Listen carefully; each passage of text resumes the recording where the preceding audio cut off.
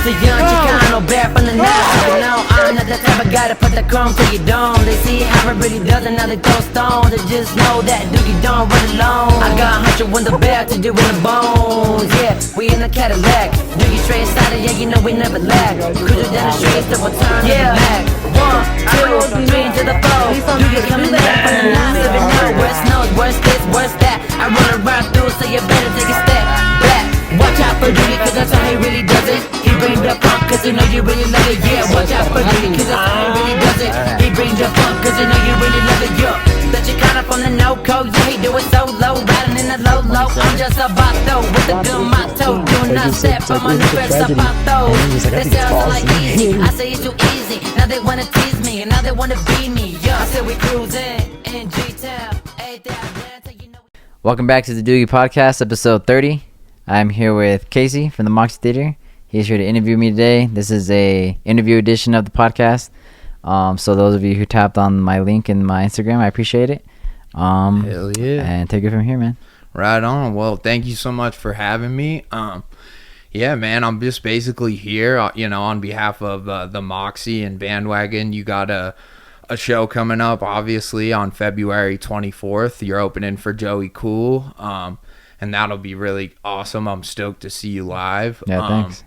And then, yeah, hopefully, we're just here to learn a little bit more about you as an artist, and then we'll see an article coming out here soon in Bandwagon that, is just a profile of you that, has questions that I've asked from this podcast in it. And so that's just kind of what I'm here for. I guess I'll just start with kind of a basic question, but I don't know, maybe it's a little deep. Yeah. What do you want Doogie, your artist name, to mean? Okay. Like to mean to others or mean to yourself, you know? I want it to be like obviously positive. I know that. Right. And there's not really like a pinpoint, because right now I'm still going through like my, what is it, like trial and error phase, kind of like tapping into this genre that I like. Because there's a difference between like listening to that genre, but then it's like, can you also like make that genre? And not even just music in general, because I also make videos and stuff too. But I guess I would say like the best way I could say it is like a perfect summer day. Okay. No matter if it's winter, fall, like you throw Doogie Summer on and like it could be like Christmas and it's just like a bop regardless. Right. Yeah. And all of a sudden you're like you got the feelings of summer. Yeah, exactly. Hell yeah. So just like summer, like I romanticize summer a lot. Like I love it. Like, oh, me too, man. It's amazing. Me too. Like I used to go watch like the sunsets like every single day. I'd bike like all over here and just sit and just watch it until it go down and then right back home. Go home. Hell yeah. So I'd say summer. No, yeah, I'm my birthday's end of August, so I always, summer's by far my favorite season. Same, like, my birthday's in summer. No other one even compares. And honestly, I feel like with the energy of your music and like it totally reminds me of like driving around summer with friends. Yeah. Like, so I feel like you're already executing that well. Heck Well, yeah. well, speaking of that, like, you got, your new album, Bring the Funk, right? Or your new EP, Yeah, I guess there you you could go. say, yeah. And so I say that really all those songs, like, to me at least, kind of capture that, like, feeling of, driving around with the homies, like, windows down, yelling out the window, being crazy a little bit. Exactly, that's what just it's all having about. Fun. Hell yeah. So that's awesome, man. Yeah, I'd say, you're definitely executing that vision well. And then like, so maybe, a little more to that, like, what song or, album do you, and it could be, a song you've made, it could be just any artist. What do you think like best describes like growing up in Greeley, like from your experience? Is there like a song you remember, an album that you used to listen to? You mean just like myself and Greeley as a whole? Yeah, from your perspective, because obviously everyone's gonna have a different perspective. But what like if you had to equate it to one song or one album, or just it could be anything. It doesn't have to be You know, maybe it's a movie. You know what I mean? Okay.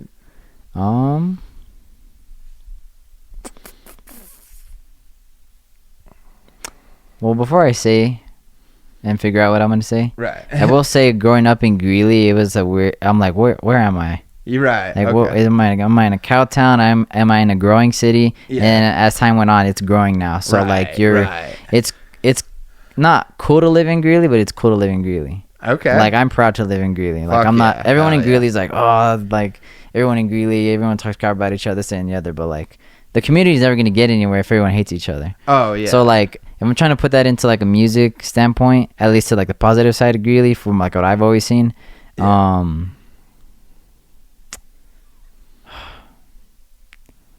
I don't know if I could put a finger on it, to be honest. Yeah, I was like, if you can't quite get it, that's fine. Yeah. Maybe you'll think of one later. Well, that's kind of why, like, I made one of my songs in Colorado. I love that one. Yeah. Thank you. yeah. I didn't think I was ever gonna make G-funk music, Right. and I've always liked it. When I was younger, I used to drive with my dad, and we'd be listening to like Dr. Dre or Ice Cube, Tupac, Rick James, Zapp and Roger, which is like an old like funky band. So it's like more like 70s, 80s type of vibe. Gotcha. And like obviously like Dr. Dre, he sampled a lot of like funky music back in his days, like Funkadelic and all those other bands and stuff like that. So that's where I get like that G-funk inspiration from my dad. Okay. Hell yeah. And then like in Colorado, it was just about so when I made in Colorado, I was in my room, I found the beat, and I was like, this is fire. And I couldn't get any words to it. I was like, let's go for a drive. I get in my car, and then I drive all the way down to 8th Ave, like I pass Banner House, and then I take a left right there by like Roma's Pizza. Yep. And then I just said it, you know, we cruising in G-Town, 8th Ave, down. And then I just like recorded it in my phone. Oh, fuck yeah. And then when I got home, that was it. Hell yeah, bro. That's an artist. It's right like there. literally like came up with that whole chorus on 8th Ave. Chilling, and then I passed the Ice House. You hear me talk about the Ice House in the song and the Moxie. Right there too. Yeah. Hell yeah, dude. That's awesome. Yeah. That's so killer. And that was something else like I totally wanted to bring up is you're like, it's cool to grow up. It's not cool to grow up in Greeley, but it is cool. But one thing I was gonna say is that like you rep the 970 like hard in your music, and it seems like, you know, and you already spoke to it like that, you know, pride in where you come from is important to you. Whether it's if you're from Greeley or whether if it's you're from a big city, you know, it is important to have like that pride. And it seems like you want to, you know, talk about that in your music. Is that something that like you've always done? Is that like or is that more of like a response to people hating on it, and then you're like, no, it's like, fuck you, it's something to be proud of, you know? Sorry, I don't know if you want me to swear, but no, you're good. You do you, bro. Okay. It's a response. Okay. No one's ever told me anything like that verbally. It's more like I'm listening, right? Or I see things. Yes, the hate, because I know people say like, oh, there's a good side of Greeley, there's a bad side of Greeley, but like, it's just Greeley, bro. No, it's just Greeley, bro. You know? No, it's like you can't be like saying the houses on the other side of town are like ghetto. They're just been there longer. That's that's the important part of Greeley. That's where the history starts. For sure. There's a lot of history in that area of Greeley that we don't even know about. Yeah. And I feel like we should be educated in that more in school as well, but we aren't. Oh yeah. And it's fine, you know, like they're never gonna do it anyways unless we're like rioting or something. Right. Yeah. But we don't need to do all that. Yeah. That's why podcasts matter, kind of like this. People can actually listen and hear that kind of stuff. Yeah, hear that message. Yeah. Yeah, hell yeah. And what was I saying? Where was I going to this?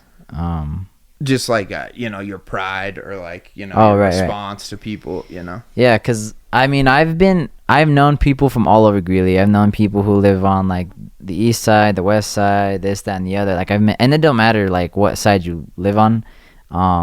But because we're all in the same city, like just the city itself is what matters, and you should take pride in that. Fuck yeah. And I know everyone's always saying like, oh, like I want to move out of my hometown, because they're just like, you just get like that bad feeling, like if you have like bad relationships with somebody or like a friend, a girlfriend, this person, that person, you like scared to like walk into Walmart and be like, hey yo, am I gonna run into them? Right. Or like, yeah, you're ducking them in the exactly. house. So, but I think we just all need to just relax and just like accept where we live, take pride in it, and like just grow as a community. Right. Because I look at like California, Los Angeles. Like Los Angeles is like it's Los Angeles. You know, you hear Los Angeles and you think of like plenty of things. Yeah. But you think of Greeley and there's only just few things. But like if you make something special within your city, it could be anything.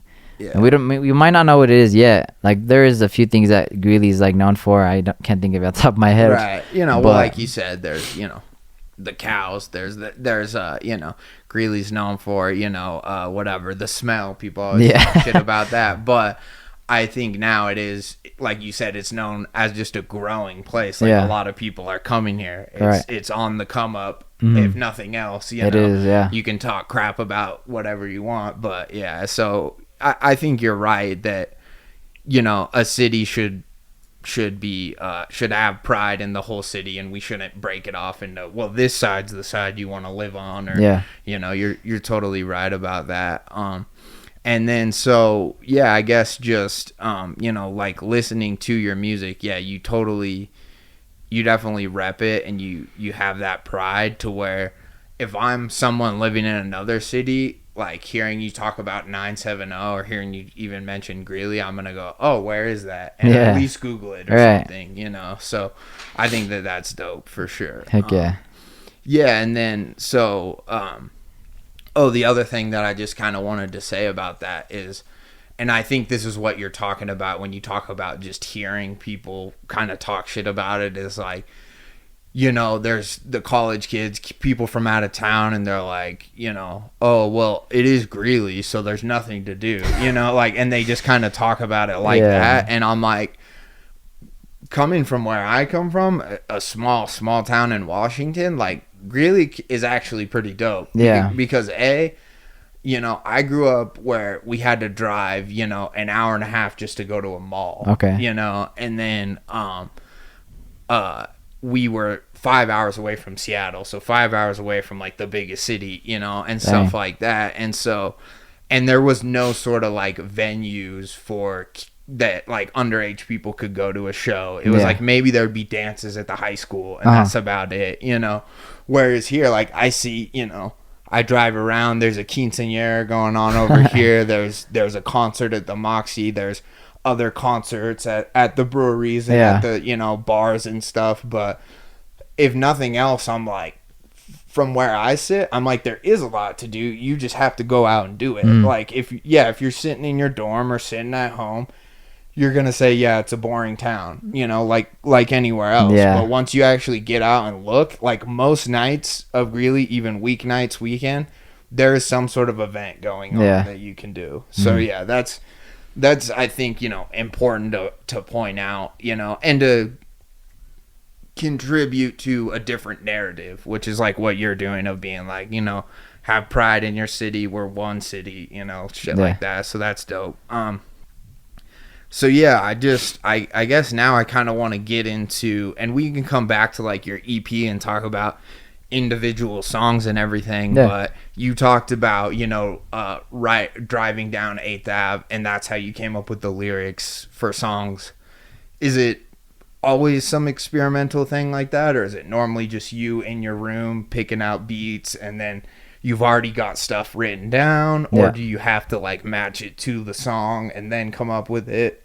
It takes inspiration, actually. Right. If I don't have inspiration, I'm like, I'll try to look for a beat, and I'm like, bro, it's not hitting right now. Right. So I won't force anything. Any music I've put out, it was like, I heard the beat and I was like, all right, I got to do this right now, or I'll never feel it again. And there has been times where like I feel it late at night, and then let's say I got like work the next day, so like I'll come back to it the next day and like listen to like half of the song I recorded, and it still hits me the same though, because it's halfway finished. So I listen to it and I'm like, dang, this is actually like pretty good, I should finish it. And then I'll finish it the next day, and then there you go, there's a track. I see. But now usually the process is like, for example, like I'm trying to think of like a movie that inspired me, or like there's a old school movie from like the 90s called Blood In Blood Out. Yeah, bro, I have questions about Blood In Blood Out. I know that movie. And like I watched that, and my dad would always talk about it, and he was younger, like, oh, that's my favorite movie, and I'm like, what is this movie? And I know I couldn't watch it because it's like rated R. Yeah, it's got a lot of adult subject matter in it. And finally I watched it, and I was like, dang, I like felt like different in my soul, like proud to be like Mexican, like something about it, like just like the culture on that movie. Like it doesn't really even have too much culture in it, but it does at the same time. No, and it's just like the vibe it gives off. The aesthetic of the movie is like very nice. Totally. And after that, just like I just get that feeling, and then I'm like, let me just throw it in as a sample. Yeah. Throw it on the track, and then the way I hear it flow on the track, and then the beat drops. I'm like, all right, that's it. Right. And then you're just yeah. Hell yeah. No, that's dope because. Yeah, I mean, I've seen Blood In, Blood Out. I watched it when I was a teenager. And, yeah, me and my friends, you know, I had a buddy, Juan, who was Mexican. And then, but really our whole friend group, Vatos Locos. Yeah. You know, we were just all you know, whatever. Yeah, so that's dope. I totally had a similar feeling where me, you know, a white kid growing up in Washington, I have no idea what it's like to be like a Latino in, you know, California, in that area, you know, early 90s or late 80s, you know, whenever it took place. But then after that movie, I felt like I had an understanding. I'm not saying like I'm like, oh, I know everything. Yeah, you know, I get you, it, but you know, you do feel like, oh shit, like I can identify with that. There's this crew, and then they mess up, you know, one of his homies, so then they got to retaliate. And whether it's just kids, you know, messing around on the schoolyard, you know, fighting each other to straight up like gang fights, like are in that. It's like you can see the similarities, you know, and you can see the aesthetic that you just like you talk about. It's a feeling, and then that feeling something like you take into the studio, and you use a sample from you know, Blood In, Blood Out, and then you're like, oh yeah. Yeah, exactly. So yeah, it's like watching the movie, but like because you hear that scene in your head, and then you're like, it just roll. It's like when you say a word, it just rolls off the tongue very well. Right. It's just like that little in the song that just gives it like that good feeling. Yeah. Oh yeah. And after I get like the whole sample in and everything, then I've always freestyled ever since I was younger, and I would listen to old freestyles. I mean, I'm like, I was not good at all. Yeah. But then I can freestyle now, and then I'm like, all right, finally I can like freestyle, like somewhat. Yeah. So then I'll try to like freestyle something, and then if it sounds good, then I'll like keep it. I'll do punch-ins sometimes, or I'll just write. It really depends on the song or the beat. It just really depends. Punch-ins, writing, or like I'll write a little bit and then I'll rap it, and then I'll write a more and then rap it. Just punch in, write, just gotcha. So it's like the step by step. Yeah. And then the chorus is also the most important part of the song for me. I think that might be like, there's been a few songs that I can't really remember, but some of my songs, some of the choruses in them were actually verses before they were choruses. And then as I would say it at a different tempo, and it would just feel right, and I'm like, all right, this is the hook, chorus, or the hook, yeah. So yeah, that's dope. Yeah, I like that. You know, you have that sort of like in that need to have that inspirational like feeling while you're writing, and you can like pre-write stuff or freestyle stuff. You know, like you said, because I do think that you know, is maybe what separates certain types of rappers. Is like some, it seems like they've already written just the whole thing, you know, and they're just ready to take those lyrics into the studio, and maybe they're more of like a poet or like a lyricist in that way. But then when you do it on the fly, like inspirational like that, I think you catch a vibe from a song better. You know what I mean? It's not just someone spitting a bunch of stuff at me and I'm like, oh shit. It's like it vibes with the song and it ebbs really well. So I like that that's your style. I think that, you know, it's important. And, you know, freestyling is something that people, you know, get so like territorial about, because this was pre-written or this isn't freestyling and whatever. And I used to joke around with my friends and like just freestyle the beats and stuff too, and I was never any good at it, but it's a lot of fun. It is fun. And I think that even if you never want to be a rapper, it is something that you can do just for fun, and it can like, it makes you quicker, it makes you like, it helps your brain for sure. So yeah, you know, so that's dope. Let's see. So Blood In, Blood Out, you know, seems like, and maybe you already kind of answered this, but I'll just ask it. Blood In, Blood Out seems like a must-see classic movie to you. You know, you have it like in the start of your YouTube videos. It's like part of your intro. You know, you sample it in songs, you know, and stuff like that. So, why should people watch that movie if they've never seen it? you know. Okay. Well,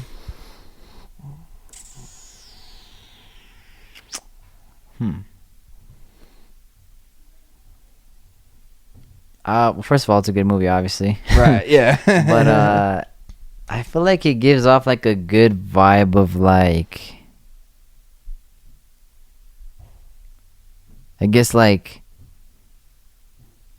it's not, I guess it's kind of it is gang related. Yeah. Like in the movie. So I guess just to know,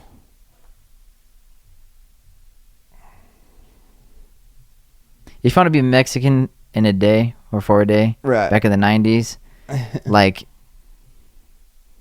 in that area where they live, just watch the movie. Right. Because when you watch that movie, you feel like you're in the movie. Yeah. Like just something about it, you just feel it's like a warm like feeling when, even though it's not a very warm movie, but like, No. but it just something about it. Like the first half of the movie is like cool, and then it's like bad things are happening, and then boom, something that, and then the whole rest of the movie is like totally different. Yeah. But I would say if you want to be like in a Mexican's shoes, and not every Mexican's life was like this, don't get me wrong. No. But like if you want to be like in like East Los Angeles, like gang related, like I guess environment, right. from like third person perspective, then yeah, I would watch that. Yeah, no, and that's, I think great movies, you know, that's what they do, is they suck you in and make you feel like you're in it, and not just like you're watching it on a screen, you know. So that's a, you know, a great answer. And I think one thing I really liked about it was I thought I would like just like the main characters and, you know, hate the other gangs that they're fighting against or whatever. But I think by the end of the movie, you know, it humanizes them all in their own way, and you see how some people, they go like heavy into the gang life, some people they're in it for a bit and they get out, and the one dude's like a painter, you know what I mean? So I think it has that cool sort of message of like, no, these are just people's lives and they can go a lot of different ways, you know.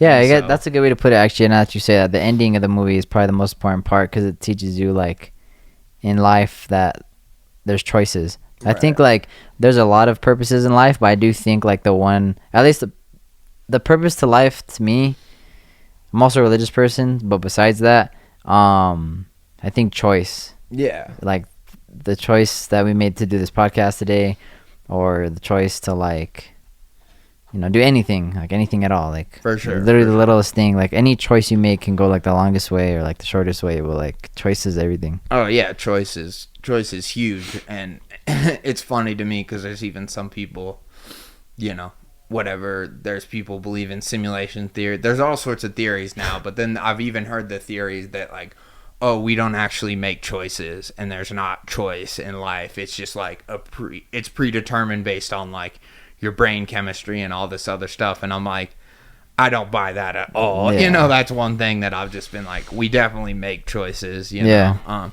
So I feel that. And then so speaking on it, and you can speak as much as you want to about it, but you said like, you know, you're religious. Yeah, I'm religious too. I'm definitely a spiritual person, you know, Christian, whatever you want to like identify it as. But it seems like you know, in your song Trust in the Lord and stuff, you have had like more spiritual growth recently, and just stuff like that. So like how has that changed you as an artist? Is there like topics that you don't want to talk about now, or is there like any other artists that you don't want to listen to, like because you're religious, or are you still like, I'll listen to anything? You know? Well, I feel like I've always listened to like music that like cusses this, that, and the other. Right. Yeah. I think it's hard to avoid. Yeah, exactly. Right? Yeah. And I feel like that influenced me to also cuss in my songs, or like just because it gave off the vibe of like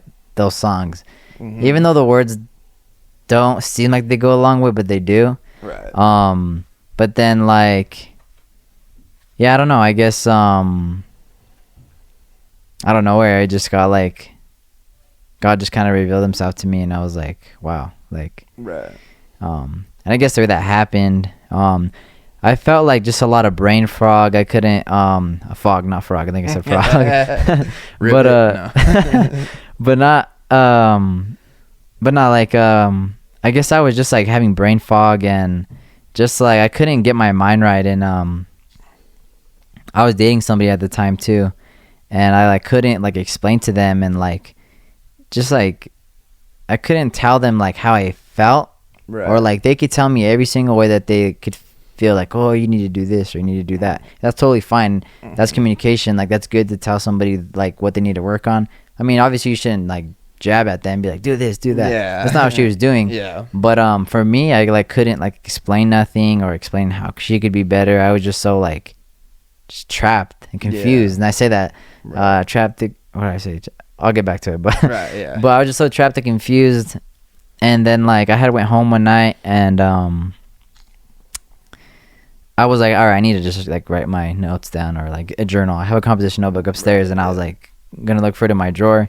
And I remember her telling her like, yeah, write like notes down. And I'm like, oh, that's cool. Like I don't do that. But when I was younger, I used to like write stories and stuff. So I feel like writing it down would like help me, you know? For sure. And this is a very vulnerable topic, but I'm also an open person. Right. I try to be. So and I feel like this could help somebody as well. Yeah. So I go in my room, and that's like what the whole song's about. I go into my room, open my drawer, and there it was to my right, and I pulled it out.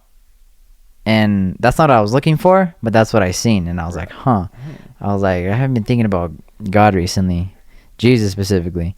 And I grab it, and I had a bookmark in there, and I was like, that's got to be in there for a reason. Right. Yeah. So I open it, and the first thing I look at is trust in the Lord with all your heart and lean not on your own understanding. Right. And I was like, yeah, it hit me like a brick, and my eyes started watering.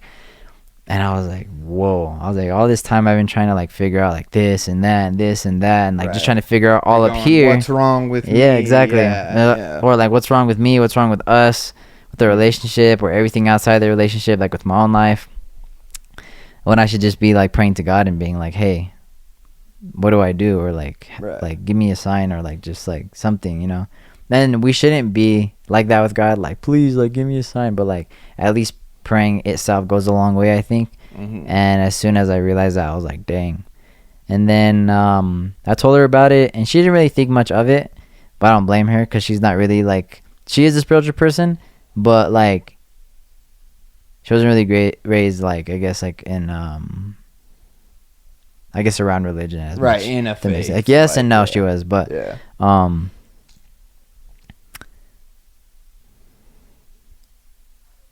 so then I told her, I was like, yeah. And then she was like, oh, okay. And then I was like, huh.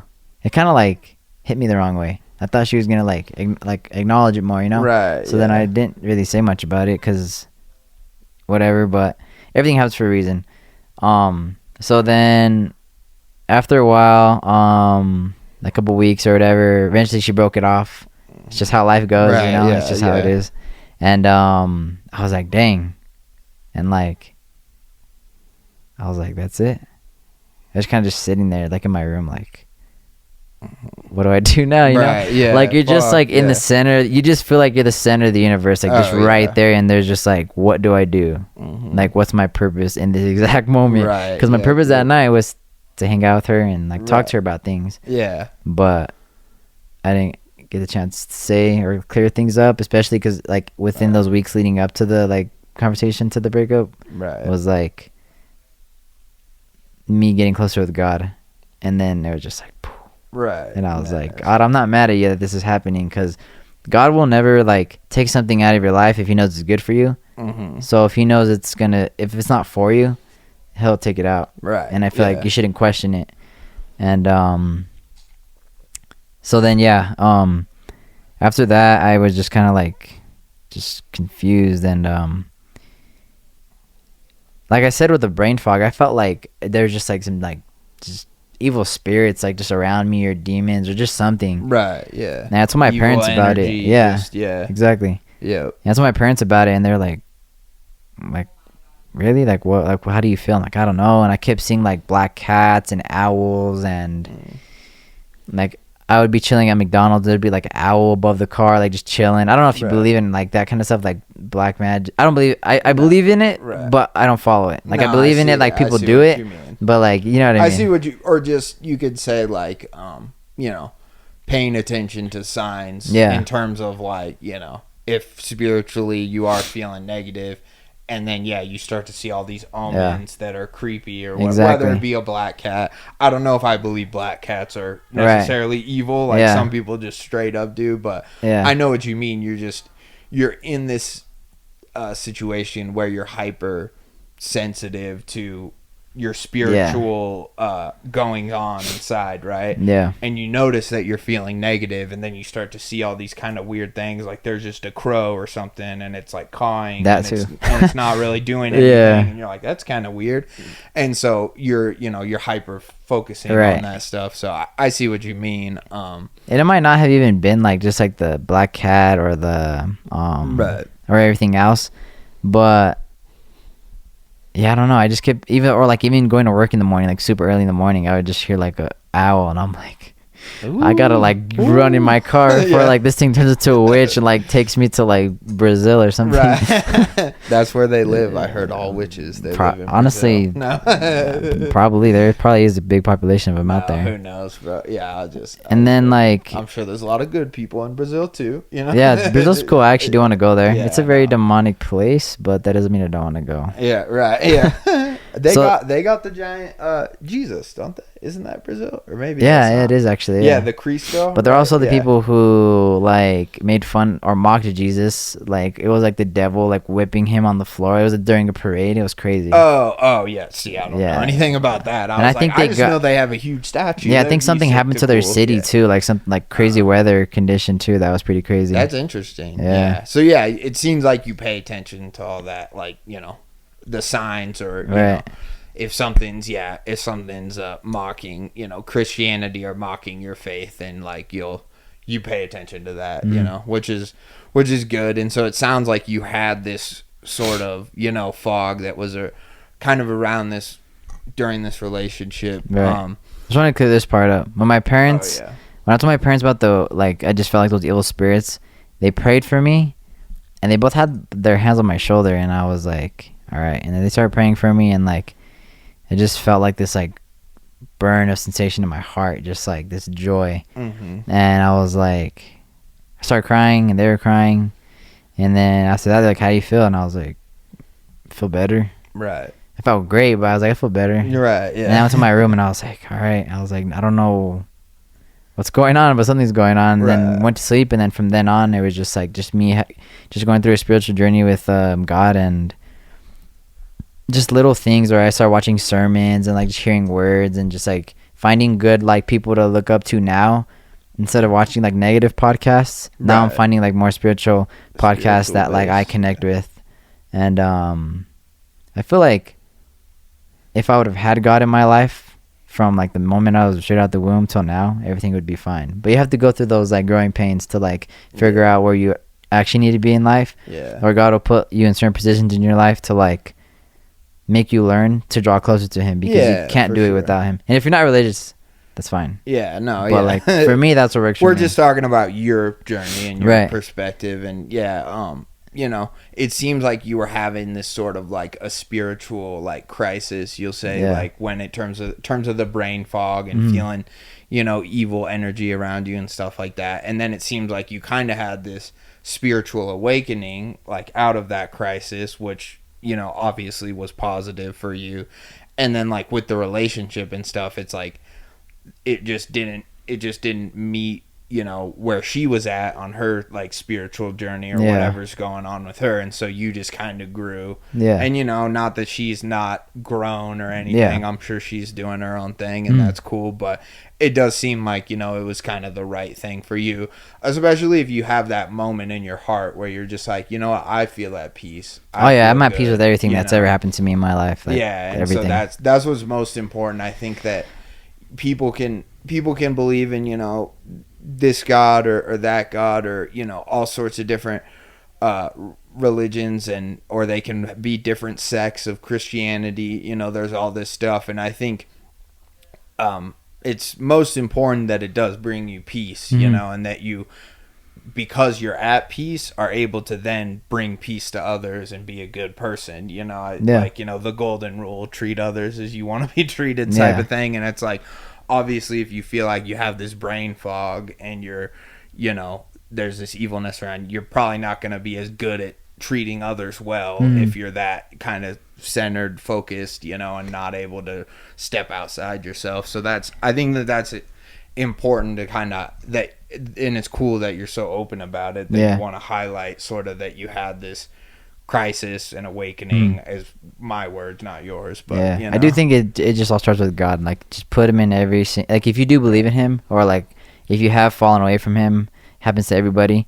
I do think just like ask for him, but like genuinely ask for him. Don't just ask for him, but like have faith in it and asking him. Because if you don't have faith and you're kind of just asking it because you just like need him in that time to, like, things aren't just working out right.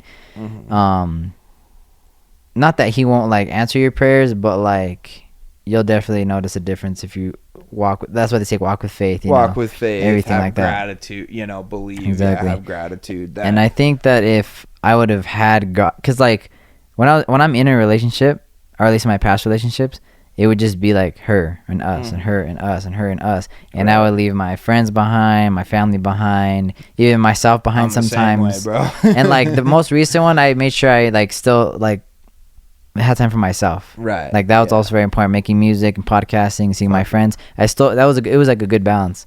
But I think the fact that I didn't have God in it, and also like I feel like if your partner also doesn't have God in their life, as equally as you do, and you guys aren't walking spiritually together, it don't matter what level you're on. It just matters you both are at the same time, because then you're there to push each other. Right. So I feel like anyone who does believe in God, Jesus, I do think you should find somebody that is also like going through a spiritual journey. Like you could go up to them and be like, hey, you're going through a spiritual journey? They're like, what? And if they're like, yeah, then you're like, okay.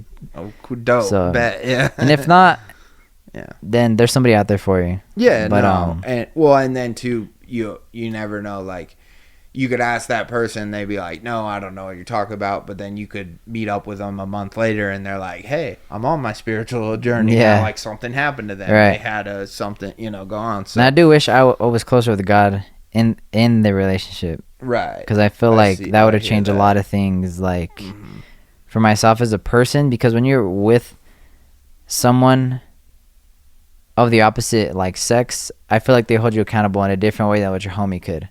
Oh, because they see more of a vulnerable side of you. For sure. That makes me smile because, like, I see the beauty in that. Yeah. And that's like that's one thing in my life that I want to make sure happens, is I find someone that's like close with God. For sure. For sure. But other than that, that's about it, about the whole. Yeah. No. Well, and that's a great goal to have, and it's good that you're so young and you know what you want, like, in a relationship, other than just, you know, oh, I want her to look like this, you know, or that, like most kids, you know, your age, or even I feel like, you know, people younger, but then also people 25, bro, you know, 27, you know, I'm 28, but they're like, a lot of them are still very shallow or very not looking, they don't care spiritually where a person's at all. So I think that that's smart, and that's cool that you kind of found out early, you know, what you want. And yeah, so like I think you know, moving forward, you know, for you, I think that's going to be an important part of everything you do, whether it's, you know, videos, whether it's music, podcasting, you know, whatever. It's like, it seems like you want there to be a spiritual component to it, and that's awesome. I mean, you've only been making music for a year, is that right? Yeah, like, I dropped my first first, of uploading it or whatever. Okay. Yeah, that's crazy to me, because like your stuff sounds, you know, very accomplished. You seem like an accomplished rapper in terms of your flow and stuff. You seem very, you know, you hit it, it's clean. You're not like unsure of any of the words you're saying. So that's mind blowing to me. When you sit down, you know, I know you said you have like studios and stuff, like in terms of like programs and all that stuff, but are you just looking for beats online a lot of the time, and then you're like adding samples and things? So at first, I purchased my beats. I still do, But at first it was purchasing, and then I added samples because like my first song, Young Samurai, I sampled Mr. Miyagi at the beginning. Right. Yeah. I don't know if you knew that, yeah. but so I sampled that. And yeah, just like purchasing them. But now that I've gotten like more like, I guess I've networked more and like met like producers and stuff. For sure. They'll make me like 4 beats and send to me. Hey bro, I made some beats. Nice. And then I'll be like, oh, I'll check them out. And then I'll be like, this is pretty dope. And then I don't know if I've used, let's see, I think I've used like 1 or 2, I think. Right. I think 2 or 3, maybe samples or songs that are like made from producers. But yeah, just either buying them, someone produces them for me, or shout out John Doe. He lives in Fort Collins. He's a producer. He's really dope. He's been at it for like 3 years now. Okay. And he's been really consistent with it. He might not say he's consistent with it, but he is, because he hasn't given up. Even as long as I've been doing it, and I respect you a lot, bro. Much love. Check out John Doe, Prod John Doe. If you need beats, hit him up. Right. Is he just like, you could probably find him on YouTube, or yeah, you could probably, does he have his beats somewhere? I'll put him in the link. Right. I'll make sure I remember we'll that. find you, John Doe. I'll put him on I'll put his Instagram. Yeah, hell yeah. And or like, so I know him personally, so I'll just like drive up to Fort Collins, or he'll come here. Right. And we'll just cook up whatever. Yeah. And we actually don't have anything out that we made. Right. But we have this one that like, it is so different from my music, but like it just has like that summer vibe. But like, it's something that like I can't explain. Okay. It just has, the best way I could explain it is like, imagine like a warm glowing sunset that's like orange, not like bright yellow like that. Right. You know when you take a picture like out of your window in your car in the sun, like it looks nice with your eyes, right. But like we take a picture and it's like all like yellow and like an ugly white like color. Yeah. But like imagine just like a glowing like orange reddish, right, like that harvest. Yeah, exactly. Sunset. There you go. For sure. Hell yeah. And that's dope. even when we made that song, like in my room I have LED lights. I just changed everything orange because that's just like the vibe I got. And the sample goes a long way too, I will say that. And then also the history behind that song as well is crazy. I'm not gonna give it away yet because it's like, I could let you know about it afterwards, or even show you the beat for sure. But it's dope. Yeah, no, I'm excited to hear it. And it sounds like, you know, you're not ready to release it yet, but you will at some point. Yeah, it's like that. It's been ready since like February of last year. Okay. I've been holding it that long, and we just got we just finalized it because I needed him to turn up something a little bit more, like I guess like audio wise. Right. And then after that, I was like, all right, now it's done, and I just got to get to writing. Hell yeah, that's sick. That's dope. I like I like it when artists are like, but I got this one song, and it's like, you know, they're more excited about it than like anything, and they're like, it's gonna be awesome. So yeah, I'll look out for that track. You know, John Doe will be obviously producing it, so that's dope. Heck yeah. And then, so like when you were writing this EP, or you know, you know, released it just a month ago maybe now. Yeah, it's about like a month. Yeah. Are all these songs newer, or have some of them you've been holding on to for a while? Right. Or? So the first song, Driving in the Coupe, that one was actually made like in the summer of 2023. That's why Seal the Bass says in summer 23, you know, we turning up. Yeah, and I noticed the 23 for that one, and so I was like, this is definitely newer. But I was like, and that was like the one reason why I didn't want to put it out. Like that was the only thing. And then I was like, you know what? I was like, summer 2023 was the first year I put out music. I was like, when I put that out in 2024 and I hear that, it reminds me of the whole year. Yeah. It's like, it just makes me think like, yeah, that was a good summer, man. I'm doing like a couple shows. I was putting out music and like getting a little bit of attention in the like local area. So I was like, I'm gonna put it out. Yeah. No, and like the whole song was finished. The only part that I added is when what does he say? So there's a part in the song where I go, I say we driving in the coupe. After that, everything right when Steal the Bass's verse ends, everything after that was recorded like recently. Okay. Like gotcha. End of December. Gotcha. Okay. But other than that,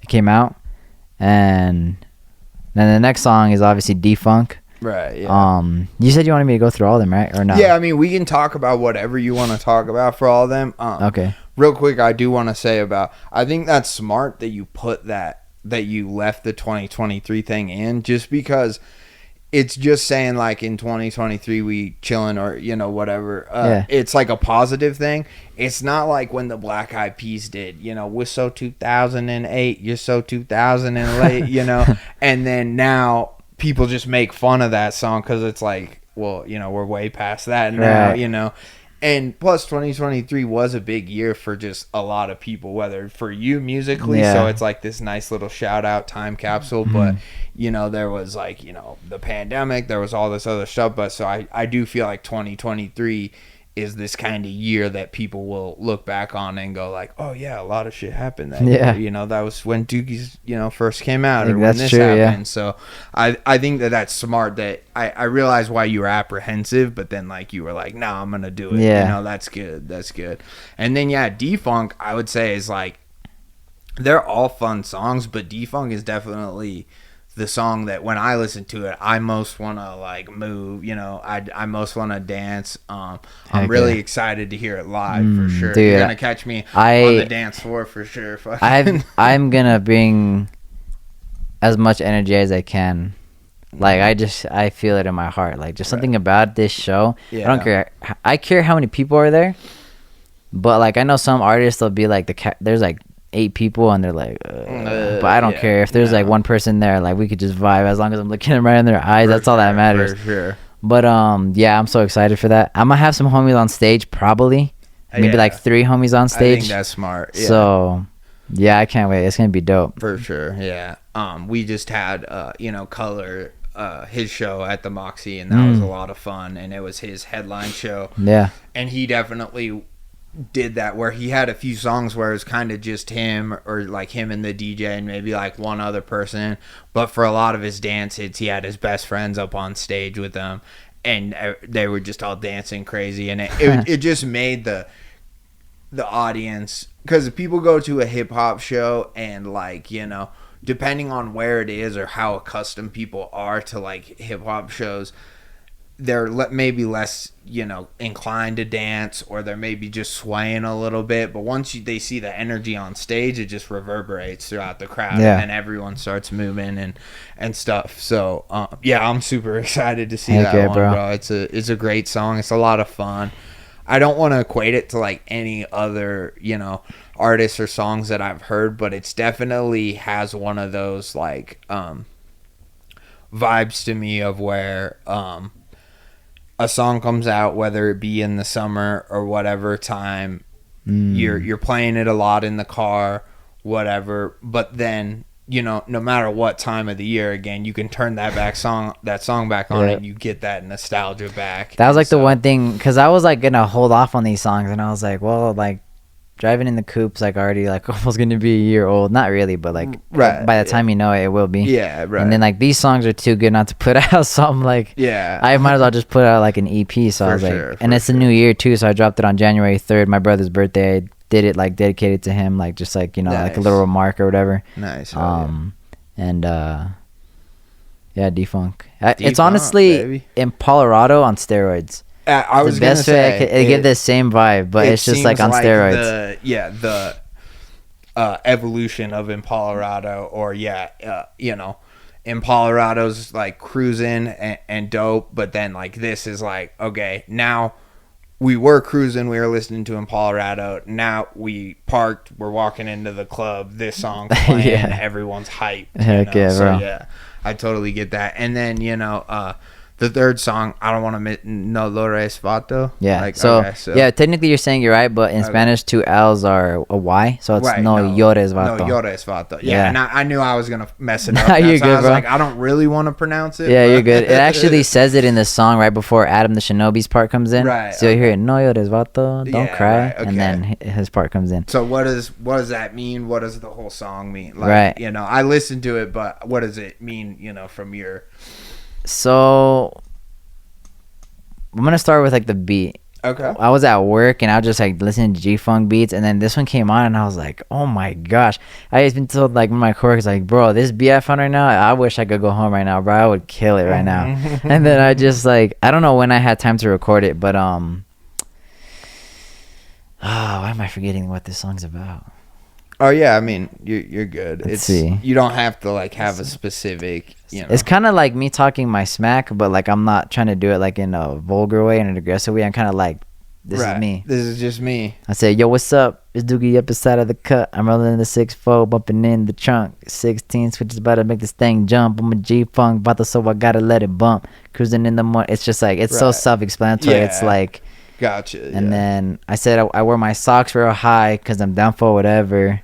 Why am I forgetting because like in Mexican, or I guess you could say Chicano, like culture, they say like the higher the sock, the downer the foo. I don't know if you heard about that. Okay. So like, I love that. Yeah, it's like, that's why I said I got my socks, bro. And that wasn't even gonna be the chorus, but then like I was at the end of my song and I was like, I gotta put something else here because I didn't want to rap another verse. Yeah, as much as they would have liked it, but also like that chorus, like back to back, is also kind of nice too. Right. So no, I liked it a lot too, and yeah, I feel like, you know, that's a good way to put it. You're like, it's self-explanatory. It's just like, this is me, let me be me. You know what I mean? Like, not like, you know, I'm offensive, but you're like, this is me, and if you find me offensive, then just like, well, it is what it is. You know, you're it's not gonna get anyone else. Like, yeah, you know? It's called No Llores Vato too, so it's like, that means it's like, don't cry, homie. Like, like, don't cry, don't be upset. Yeah, you know? exactly. Yeah, okay, so yeah, and then I think my second verse is,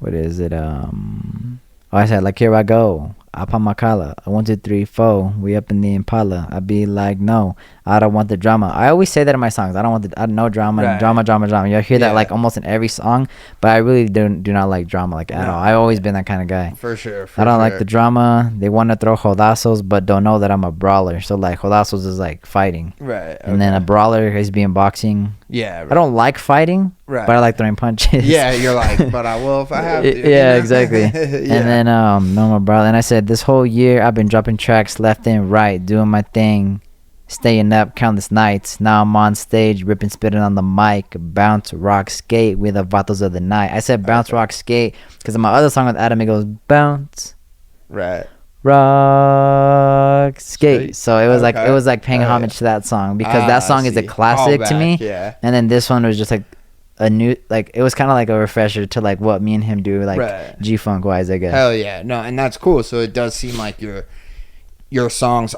don't just each exist in a vacuum. Like there's callbacks to your other songs. Yeah, they're almost all of them are connected. If people, you know, listen to all your music, they'll go, oh, he's talking about this chorus in the other song or whatever. I like that. Or if you notice in D-Funk, it says, you know, we cruising in G-Town. Hey, down till you know we go with the flow. It's like paying homage to that song as well. Right. Okay. So, hell yeah. Or I think at the end of my song, so like I remember my cousins were like singing my song, and it would just irritate me because that was like my only clean song they could listen to, you know. Yeah. Okay. And it just got like irritating. I was like, man, I hate this song now. Yeah. I like it still, but So then at the end of my song, Doogie, it's like I said, you know, be cruising in G-Town. I go, yeah, shut up. So I'm like, I'm not telling them, but just like that was like in my head. I'm just like, yeah, shut up. Well, it's that whole sort of like curse for like any art where they have that like first big hit, and then whether it's, you know, it's people around them singing it or whatever, but it's like after a while they're like, I want to perform my newer stuff or whatever, but everyone always wants to hear that initial one, and so I could see how you're like, you know, oh, that's getting a little annoying. Here's a new one. Yeah. You know, here's something a little fresher. So that's cool. And then so, I mean, just in terms of that whole like EP, you know, I think it's great, you know, from start to finish. I think all the songs are a lot of fun. And it seems like you kind of have a lot of intros in your songs, or, you know, samples, like you said, Mr. Miyagi, and then like there's a lot of these samurais where it's like, you must defeat the evil shogun and all, and like and stuff like that. Are you just sampling stuff that you like, whether it be movies or whatever, or like for the like samurai ones and the Japanese ones, like do you really love that whole samurai aesthetic, you know, like the same way that Wu-Tang did with like the kung fu movies, Right. you know, is that something like, are you watching samurai movies all the time? Right, I'm glad you brought that up Yeah. because that's something I always wanted to talk about. But I was like, I'll save it for an interview someday. For sure. I was for like, sure. I'll try Well, to I'm here, hold it brother. in. I'm here for you. Because I thought about doing a video too, like just breaking down all my songs, like from beginning to like present day. But then I was like, nah, like someday I'll do an interview. I don't know when, but someday. Yeah, or you'll be on what do they do? Those like Lyric Genius. Oh yeah, that would you know, be cool and they're too. like, this is this one song, but Yeah. then they have other videos, and it's the next song. Exactly. You know, so So actually, all my Young Samurai, like all the voices you hear, it's actually my voice. okay, it is. Yeah. Okay. Interesting. So I it's didn't- like I do the impersonation and then I just pitch it down. I didn't used to pitch it down, but now I pitch it down and yeah, it 'cause sounds. on the newer ones I could not tell. Yeah, you at can't all. tell. Maybe I did on some of the older Yeah, ones, like you but can yeah. tell on Young Samurai, you can tell on that one. Okay. And then whatever other ones I can't think about right now, like Return of the Young Samurai, I think that one too. Okay. But yeah, I've always liked samurais in general, or just like ninjas. Not that they're the same, but they give out the same vibe, you know. Yeah, I mean, you know, Japanese warrior, you know, Exactly. whatever. Yeah, that's dope. And is that?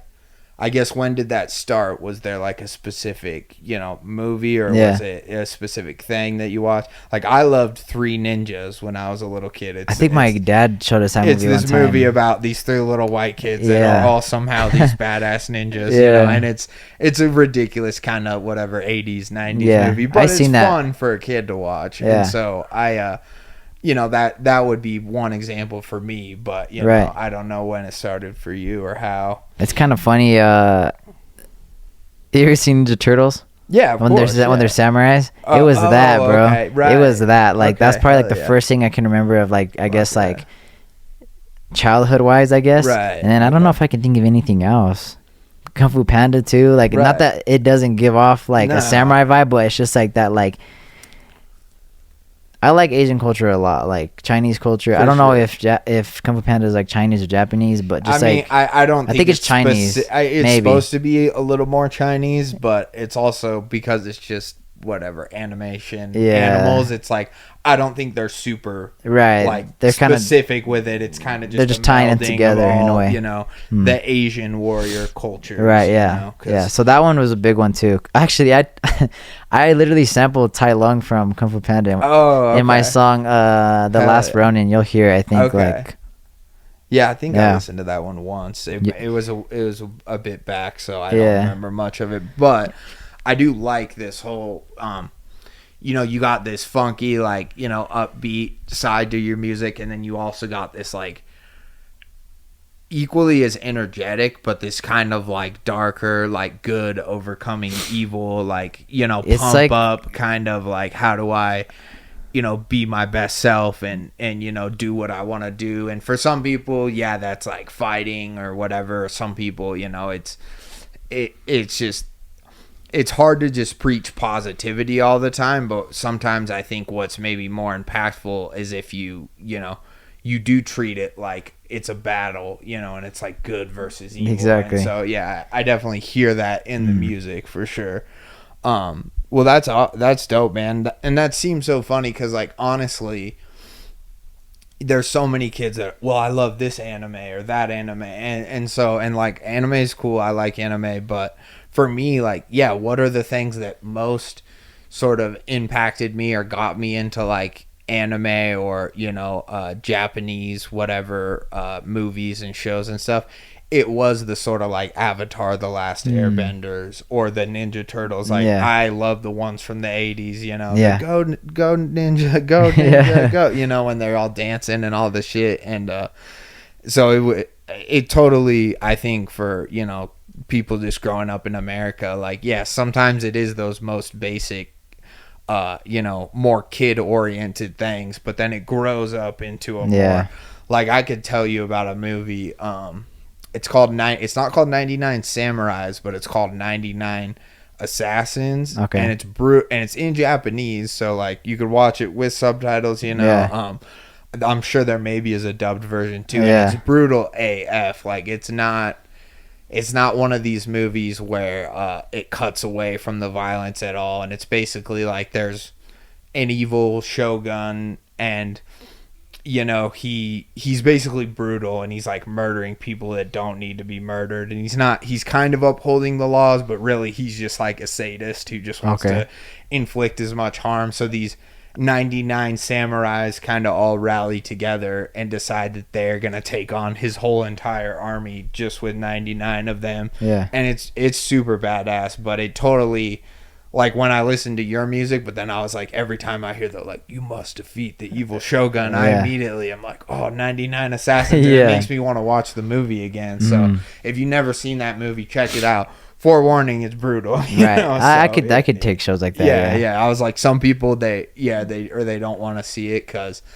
the violence doesn't even bother them, but then it's like the brutality of this shogun warlord guy is just vicious. So, but it's a badass movie. But I totally like that aesthetic, like and it's not even for you. It seems like it's not even just this you know, Japanese samurai ninja aesthetic. It seems like it's this samurai horror almost is what I would call it. Like, because like honestly, you have these kind of dark intros, and then it's like, this is what you got to do, you know, fight the darkness. But so it's this very, you know, it's this very good versus evil element. But yeah, I would say you know, because of these dark, spookier intros and stuff, I kind of see that in your music, and it makes a lot of sense when you talk about, you know, your spirituality and stuff. It's like you felt this darkness around you, or these dark, you know, elements in your life that you feel like you have to combat. And what better like you know, aesthetic to take that on than a warrior, not just a, like, you know, oh, I'm a priest or a Christian, but like a warrior samurai, you know. So I can see that. Actually, all my samurai songs, it actually is a story. Okay, and that's what I wanted. I had that question because I haven't listened to them all, I'm sure, and I definitely haven't listened to them in order. Yeah. But yeah, so if you go through them, it's like a concept album where. So anyone that just has samurai in the title, is that kind of how it works? No, it's like I think it's like Young Samurai, Return of the Young Samurai, The Last Ronin. Okay. And then I think it's Zombie Slasher. Okay. I was gonna say, is that one? That one is too. It seems like it's one. Okay. And then the new one, Walk Through the Fire. Why I feel like I'm missing one? I don't think I am. What I would do, and you know, you could take this advice totally or not, or maybe you already do, is like have a playlist to where someone could listen to them like on YouTube all in order, because I would love to go and hear. That's true. Now I'm like, what's the story? What happened? You know, I want to know. I might have to do that on Spotify, because you can add a playlist. I've been meaning to do that. Right. Okay. Hell yeah. No, that would be sweet. But yeah, man, I think that's. I love when people have concepts behind their stuff, and like, yeah, you've got the good, upbeat, fun music too, but you've also got this badass concept album in the works, or it's, you know, it's already done. Maybe, I don't know. Is the story over? Is it? No, it's still going. So like, I don't know if I'm going to break it down like in a like. You could quickly. I mean, or you know, it doesn't have to be too quickly. But I was just gonna say, like, I don't want to give it away too much to where people don't go and listen to it. You know, I want them to go listen to it. So give away as much as you want. But, so like, when you first hear Young Samurai, like the first song, when I first heard it, it gave me that vibe of like, I had been playing Ghost of Tsushima at the time. I think the whole game. That game made me cry. I don't know why, but it did. Right, okay. Like, it made me shed a tear. I've always wanted to play it. It's really good. Yeah. And there's a beginning scene where like they're on a hilltop and they're just like looking down on like another tribe that they're about to take on. And I just, at the beginning, I say, y'all ready? And they go, huh. Like, they're just ready to go in. And it's like, okay, I'm back, time to show. And it's just like, it just imagine like a bunch of samurai just fighting or something. Yeah. And then the Return of the Young Samurai is just like, I'm back, like, let's get it, let's go battle again, let's get it, I'm back. And then The Last Ronin, the show, his sensei like kind of is like, can't go on without him anymore. He kind of just like fades away. And Zombie Slasher, so one of my fans actually had a theory on this, because the voice sounds different. and it says and Zombie Sasha it also says he's back, and it almost seems as if the sensei is like back, but like as a ghost. Okay. So I kind of want to make that. So this sort of like, what is it? Not Luke Skywalker, but how Obi-Wan or whatever freaking dies, but then he's like coming back as like this ghost in the Force, like, and still giving him messages and stuff. So okay. And then the new one is more like the ghost talking to him, saying like, it is still not enough. Like you need to go harder. Like you need it's to still not more. enough. Yeah, exactly. And then that's like the breakdown basically. Okay, and then there's well, if you listen to the songs, then it'll make more sense. Right. But No, I like that breakdown because it gives some idea to the story. So you got this young samurai fighting, he returns, then his master starts to kind of fade out, and then you got his next battles, but his master's like coming back to warn him, hey, like you're not ready yet, you need to be better, train harder. So I like that. I think that's a dope concept all the way through. So yeah, I think I'm sure okay, so you have performed at the Moxie before, right? So just are there any stories about that, or like anything interesting that happened, or what was that like, your first show, and how do you maybe want to continue that in this next show, or how do you want it to be different, okay. So my first show, it was actually like a variety show. So me and my homie did our song Yin Yang Cypher. Okay, and there is other songs too where I do mention my name Young Samurai, but I guess just because I say it, it's not like connected. It's just me kind of presenting myself as Young Samurai. Right, yeah. It's just, like when Eminem, Exactly. Again, he says Eminem, but then he'll be like, chicka, chicka, Some slim shit, yeah. And we did our variety show there. We did our song, and then I asked Eli, I was like, can we do more than one song? And he's like, yeah. I was like, I'm gonna do it in Colorado, because I really wanted to do it in Colorado, but then I also wanted to do Yin Yang Cypher, because me and my friend just like put that song out like a week before, like 2 weeks before the show. It was the new. And he's like, yeah. And so I told the DJ, yo, can you throw this on? He's like, yeah. So then we did it. It was good. And I did in Colorado by myself. He like left off stage. I was like, dang, I thought you were gonna stay, but it kind of helped me with stage fright. Right. And okay, I see. And I also opened for another artist that goes by Ragdoll. Shout out Ragdoll. Okay. He's a really dope artist. He also makes G-Funk and stuff like that. I didn't open for him. I was like in between his set. Right. Okay, I see. While he did like a outfit change. Right. So that was fun too. And then Afro Man, that one was really fun. We were backstage, me and my friend Nick, and I was like, bro, we gotta get hyped. Like we just gotta like I was like kind of like nervous because like there's a lot of people out there. I didn't expect them people to be there, so I was like, all right, let's get it. So then I told him, I was like, all right, ready? And then my intro was like really dope. It was like thunder, and there's rain, and then you have like a bell in the back, like a church bell going dun. Right. Yeah. Were you there for that show or no? Was it the most recent Afro Man show? Or no, not that one. Okay, because I was like that. No, so that would have been before I started. That was a good show. That was like I just seeing how this Afro Man show was, like I can only imagine. It was really good. It was. Yeah, it was amazing. I definitely had I been there, or like had you played at this most recent one, I definitely would have made sure I would have watched. But so that was kind of the intro, was like the thunder and the bell, and then what song was it? Did it go I think it was Young Samurai, so it was like and then it has like that build up, and then Mr. Miyagi goes and then we come out, okay, I'm back, and it was just it was like the perfect drop. No, that is. You could feel like the energy in the room, just like the church bells and everything. I actually sampled the part in Thriller where it goes the darkness like scourges in the air, the funk of 40,000 years. Right. That part. Okay. I put that part in, and then you could like, and though you felt to stay alive, and then it goes like the evil, or no, what do you say? Yeah, the evil of the Thriller. And then like right when it says Thriller, there also like lightning strikes, and the song starts all at once.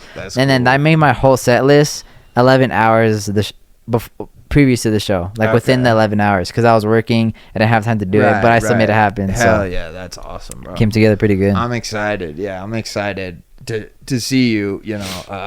Why are we? I was like, I thought I wrote it down. Yeah, February 24th.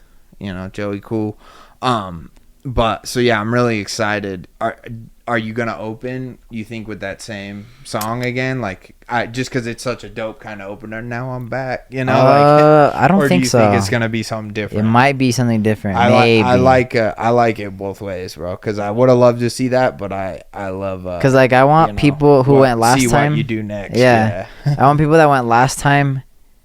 They experienced that already, and I want them to pay for the same intro again. Yeah, even though I could switch it up, but I want them to like expect Young Samurai to play, but then something else plays. Yeah. So cool. I think I'm gonna do that. That'd be sweet. Something different. I don't know Kinda what. Tease them with like part of the intro and then switch it up or something like that. That would be dope. Yeah, I love that. Yeah, man.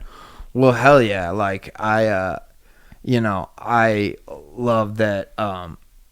You think about that stuff, because a lot of artists, it does seem like they have, and I'm sure not to like even bash on anyone because everyone works really hard, but it's like most of the time they have their music and the show just kind of starts. But I always like when there's a little, especially between artists, when their first song coming out, there's a little bit of an air of like, what's this gonna be like, and it kind of calms down. Like they're like, yo, what's up, guy, what's up, Greeley, and the beat starts playing and you're like, what's gonna happen? No, yes. I'm much better like what you're talking about, where they don't just say, how we doing tonight, blah blah. And so but and no hate to anyone, again, it's like, it's performing's hard, I couldn't do it. So I don't even think I've ever seen like anybody have an intro right at like maybe there is some, but like I guess like rappers wise, I don't think I've ever seen anybody. No, a lot of people, they go out there and the song might be introing or starting, but then they're just talking and they're like, how we feeling, we ready tonight,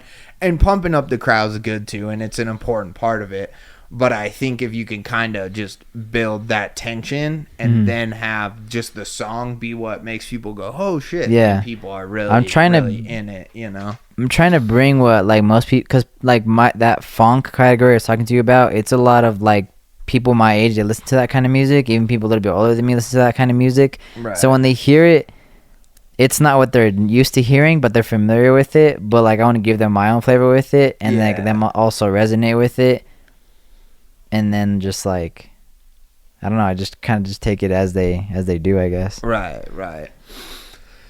And then so I guess another thing that I think we could talk about a little bit, and maybe we already have, just because we talked about you making songs and stuff, but like for you in the future and right now, it seems like you're kind of like, you yourself, like you do video production yourself, you like are independent, you, when it comes to making, you're finding beats, it's like, and all that stuff, or you even want to start making them yourself and all that stuff. So like in the next year, in the future, do you think, are you looking to get signed by a label? Are you looking to like stay independent? How much, I mean, collaboration's obviously important when you're making music, but right.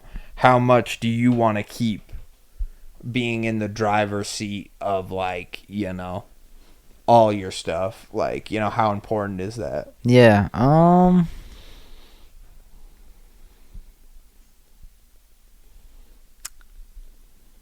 don't know. I've always thought about that as well. Like, what if I got like offered something, in the future? Mm-hmm. Yeah, $100,000 right now, sign, but we own your masters.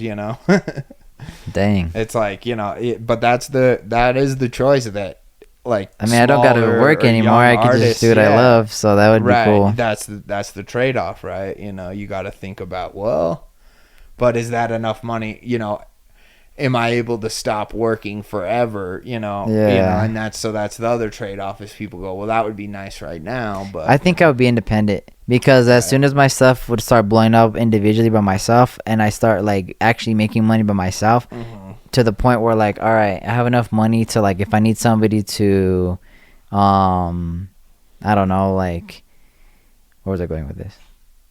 If I need somebody to like edit a video for me, I'll just pay them to do it. Right. If I need someone to mix a song for me, I can pay them to do it. And if I don't like the way they did it, then like I'd make sure they got it done the right way, because I've already paid them. Do it again, right? And as corny as this may sound, Mr. Beast did that a lot, but like look how successful he is, No, you know? yeah. Like, well, and that's the point I was gonna make is like, if someone is just an artist and maybe they've had a few friends that like make beats or whatever help them, but they don't know how to make a music video for themselves. They don't know how to do whatever. It does make sense to maybe sign with the record label. They'll help you make a few music videos. Yeah. They'll get you a small tour. They'll get you whatever, and that's an option. But it's also an option for independent artists to, you know, like you make your own videos, do your own thing, and then if it comes to like, you're like, okay, I want to go on tour, you can still make deals with like touring companies or record labels to be like, hey, you know, I want you guys to help me get me on this other hip hop tour. You know, I'll be an artist on it, and I just give you a percentage of whatever money I make, but it's not like you're going to own the rights to my music, you know, which is different. So I think that's how a lot of independent artists go, because it's like, you know, does any artist who just pops up independent immediately plan a tour? You know, no, they probably don't. They don't know how to just plan a tour, you know, but they can still make deals. So I'm sure you could figure it out, but I think that's cool that you want to do it, because like you said, you know, you have these people like Mr. Beast and stuff that just do it all by themselves, and they're gajillionaires, and so like, why can't I do that with music? Exactly. And a lot of his friends do stuff for him too, like maybe little things that we don't even see, like his cameraman, like his OG like cameraman too, that I used to remember seeing. But like eventually, like I want to give my friends jobs too, so like if my friend knows how to play the piano, like he knows to play the piano, like that's like even just that in itself. Or if I know somebody in Greeley, or maybe if I don't even know them, but I can network them through like somebody else to get to know me, and then I have to do music videos in like the style that I like my music videos, well then perfect, now I know somebody that can do my music videos all the time. Hell yeah. And then if like I know an editor that knows how to edit and like edit the music, because like editing and like filming are like two different things, because you could have an amazing filmer and an amazing editor, or like one that can do both, or one that can do just one of each. But and I feel like that can go one of two ways depending on like, because you could like record a music video and send it to like two different editors and see which one's better, and they'll be totally different. But I just want to give like, I guess, people like an opportunity to like, but I'm also very closed off as well, because there's only like certain like it's with my beats, like if I don't like it, I'm like I just don't like it. And not to be like disrespectful, it's just like it's not my thing. Like I'm not gonna be like going to like a producer that like makes and mixes like metal music. I need someone who does like rap and like specializes in like rap beats and things like that. For sure. So eventually I do, or like you're saying with record labels, you got to be careful with them too, because like they could like get you associated with some, we're gonna have you rap on this song with this guy, and it's like I don't really agree with that guy on some things. I don't like his message or his reputation or whatever. And that kind of goes along with like me doing features too, because like that's why like now that I'm not like gaining popularity, but like from like what I've done in a year, it's like pretty good. It's pretty good, and I've put a lot of work in. I would say consistent. Traction is a good word. Yeah, traction is good. You have, you know, you're on the upstream. Yeah. You've played multiple live shows. You're continuing to do that. You're releasing new music, you know. So, yeah, you know, popularity is a cruel, you know, mistress. There's, you know. So I do want to start ways to measure that, but you definitely have the traction. Yeah, thanks. Sure. Yeah. And I want to start charging features as well. I've only done like, I don't even know how, I don't think I've done that many. I think probably done like 2 songs. One that's out, I'm featured on. It's called Bullets. It's only on SoundCloud. It's with the artist/producer named Ever. It's spelled EVRR ! It's on my channel too. Okay. Nice. Check that out. Yes, sir. And I didn't charge him because he's like a homie, you know. But I don't want it just to be like that. Like just because you're my homie, I'm not gonna charge you. Right. Because like, and I don't mean that in any selfish way. I mean that just like out of like, I look back and see everything I've put my time into, music videos, even just posting like a little lyric video on Reel that you think was only like 16 seconds, but really it took me like, I don't know, like 20 minutes to edit or something. For sure. Or just even little things like that, like or like promotion goes a long way too. Like I put a lot of time on promotion on TikTok, on YouTube, on Instagram. Absolutely. It doesn't just happen like from like some manager that I know. It's like, hey, can you it's more work for you. Yeah. Exactly. So I do want to start like getting paid for that kind of stuff. And like I feel like if they respect me, they'll be like, oh yeah, I have no problem with that, bro. Like, I have no problem in paying you. Then that's amazing. And if not, then it's just what's about to happen, and that's fine with me. Yeah, and that's the thing is like, it's ultimately it's just up to you, right? So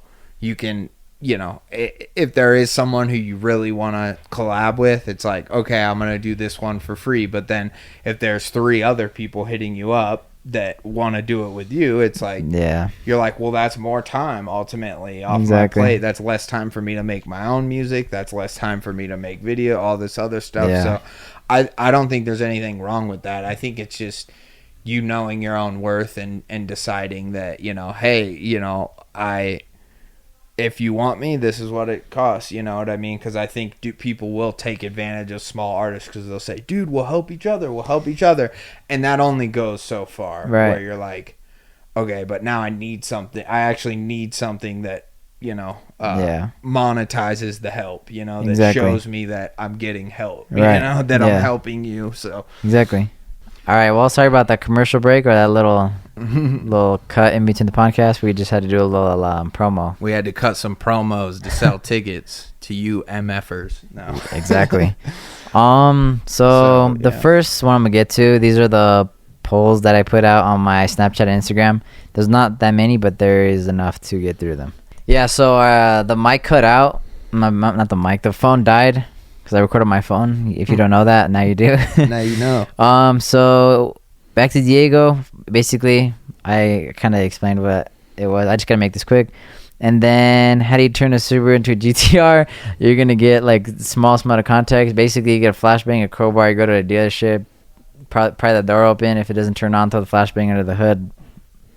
You're good to go. You're good to go. Jordy.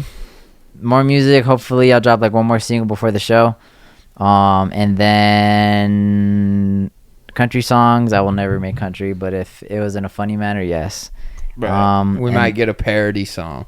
Exactly. And then Nemia said, how do you keep that beard so majestic? My dad's a barber. I was an RTC. We used to shave all the time, so that's why it actually grows. Been shaving like every day since, not every day, that's stupid.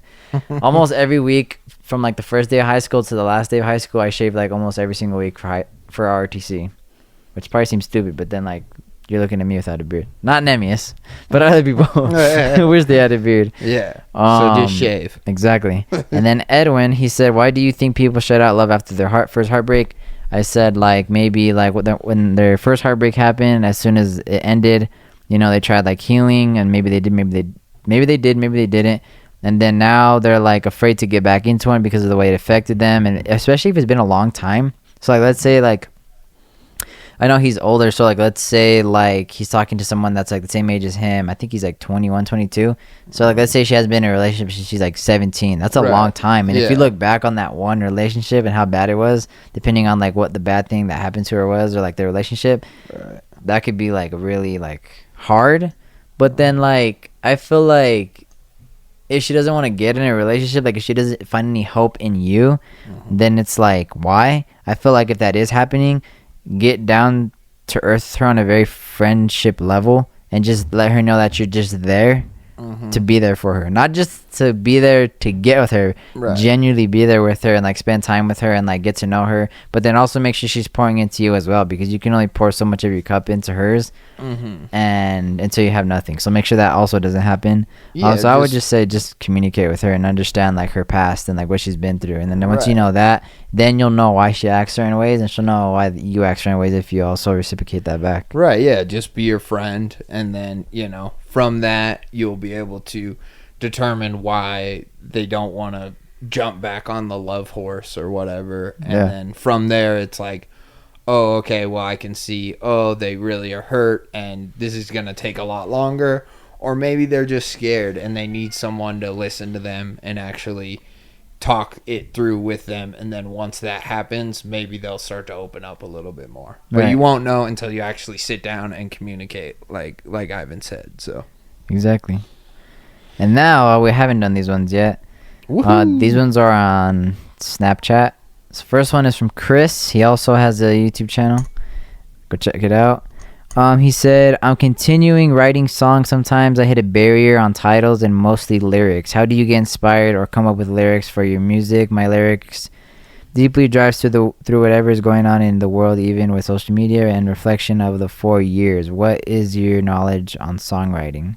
It's inspiration, honestly. So it seems like he likes to make music about the world or just society in general. So just try to watch like a documentary or something, or like news or podcasts. There's a lot of like podcasts out there just like news related or like whatever. Totally. I feel like that'd be a good thing. 'Cause that's what I do: podcasts, movies, songs, like just everything in general. That'll help. Yeah, if there is a movie that I want to write a song in the style of kind of this movie, watch that movie, and then start writing, or even while you're watching it, put down, have a pen and paper with you and start, writing like that. And, I can't speak so much to the lyric front for music, but what I will speak to is like coming here to do this podcast today. What was I listening in the car on the way? I was listening to Whiskey Ginger podcast, which is a interview style podcast where a comedian, but he's a really good interviewer too. He was sitting down with Gata from Dave the rapper, and he was interviewing him, and so I was listening to that interview just driving here, trying to get myself in the mindset of talking with Doogie about music and career and what he wants next. And that to me always pumps me up. Or if like I'm gonna stream on Twitch or do whatever, what always helps me is watch other people doing it and doing it well. And then it inspires me because I want to either emulate them or be like them, or I get ideas from them, so that just always helps me get in the mood. It doesn't always work, sometimes genuine inspiration strikes and you just got to know, like he talks about, he feels the feeling and he knows he wants to get in his room and write, and then you just got to embrace that feeling and go do it. You know what I mean? You'll know when inspiration strikes because you'll be like, where's my pen? Where's my, you know what I mean? Yeah. I feel like for titles, either I get it from my song, or like I want it to be something that's like related to the song but also grabs people's attention. Like you hear zombie slasher and you're like, what's that about? Or you hear Colorado and you're like, is that even a word? Let me see what it's about. Also for those of you who don't know, Colorado is like a Chevy Impala but Colorado. Yeah, exactly. Well, I forget what that's called, but where you combine two words together, and it's dope. And so that's a great. Is it a double entendre? No, what's a double entendre? That's the same. A double entendre is two things that or a word that means two different things. Oh, okay. Okay. So that when I say, so like the opposite almost. Yeah. That's funny. But so just I think something like that is a great title for a song because it's a new word that no one's heard before. So it's like put it as the title. I always think it's funny too when people do long titles for shit. I know it's probably bad, but like Panic at the Disco, I always loved how their song titles were like almost 2 lines long. Oh yeah, I noticed that. I Write Sins Not Tragedies is probably one of the shortest songs, but it's like there's all sorts of, if you look at especially their early albums, like their first or second album, it's like the only difference between Martyrdom and blah blah blah is like something, an ATM machine, or I don't know. It's like these long ass titles, and I realize that that's specific to them, but their titles always made me want to hear what the song is about because I'm like, what the hell, So it's just another idea. I'm not saying you have to do it, but that makes sense. There is some weird song titles out there, so I could imagine you won't put any song title that'll be like weird or anything. Well, and if someone does a song like I don't know, Swagged Up or something, I'm like okay, like I think I have an idea of what this song's about. Whereas it helps, originality helps. That's why Colorado is such a great song title. Thanks. Yeah. And then this one is from somebody. I'm not gonna say who it is because I don't know if they want me to say it. This one's more real, I guess you could say. It says, I think romantic love is like a friendship with sex. What do you think love in dating is like compared to other kinds of relationships? So I think romantic love is like friendship with sex. What do you think love in dating is like compared to other kinds of relationships? Honestly, dating is just like interviewing somebody. You're just like trying to get to like know who they are. Romantic love, like podcasting. No. Yeah, honestly, in a way. Yeah. What about what trying to say, bro? No, I'm just kidding. No. Yeah. Hey, what's up? No. And then, what does he mean by romantic love? That's like, I think he's like saying, when you're like locked in with them in a way, I guess. Yeah. Because I think what romantic love is like you've been in the them. first thing that they said was like, I think romantic love is like, what did it was like friendship with sex, right? Is that what they said? Yeah. And so they're saying to them that's romantic love, is when people are like good friends but then they also have sex.